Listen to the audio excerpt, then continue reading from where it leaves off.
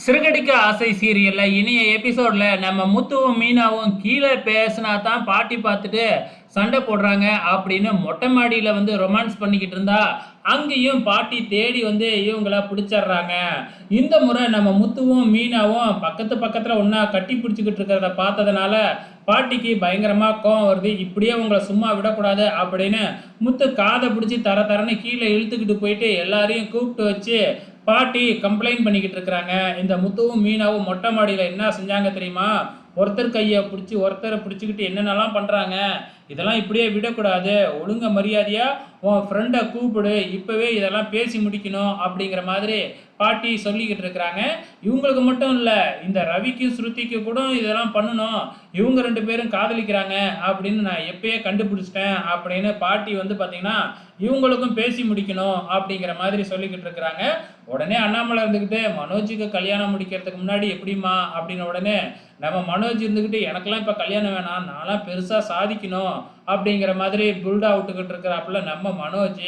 உடனே பாட்டி இருந்துக்கிட்டே ஊரில் ஒரு பொண்ணு இருக்கு அப்படின்னு சொல்லிக்கிட்டு இருக்கு, அந்த பொண்ணை மனோஜுக்கு பேசி முடிச்சிடலாம் அப்படின்னு வேறையா பாட்டி சொல்லுது. உடனே மனோஜ் இருந்துக்கிட்டு அவங்க அம்மா கிட்ட ஊரில் இருக்கிற பொண்ணு எப்படிமா இருக்கும் அப்படின்னு சொல்லி கேட்டுக்கிட்டு இருக்கிறாப்புல. ஸோ விஜயா வந்து பயங்கரமாக திட்டுன்னு திட்டுறாங்க. அவள் 15 வருஷத்துக்கு முன்னாடி இருக்கிறவங்கள சொல்கிறா, இந்நேரம் அந்த பொண்ணுக்கு கல்யாணம் ஆகி உன் வயசு காலேஜுக்கு போகிற வயசில் குழந்தையே இருக்கும் அப்படின்னு சொல்லிக்கிட்டு இருக்கிறாங்க. ஸோ இதுக்கப்புறம் என்ன நடக்குது, நம்ம அண்ணாமலை முத்துக்கிட்டு நம்ம மீனாக்கிட்டையும் ஸ்ருதியும் கூப்பிட்டு பாட்டியோட நிலைமையை சொல்லி உங்கள் அப்பா அம்மா கிட்ட பேசி கல்யாணம் ஏற்பாடு பண்ணுவோம் அப்படிங்கிற மாதிரி சொல்கிறாங்க. ஒருவேளை மறுபடியும் இவங்களுக்கெல்லாம் கல்யாணம் பண்ணி வச்சா பாட்டிக்கு பழைய ஞாபகம் வருமோ அப்படின்னு ஒரு முடிவு எடுத்திருக்காங்களாட்டுக்கு.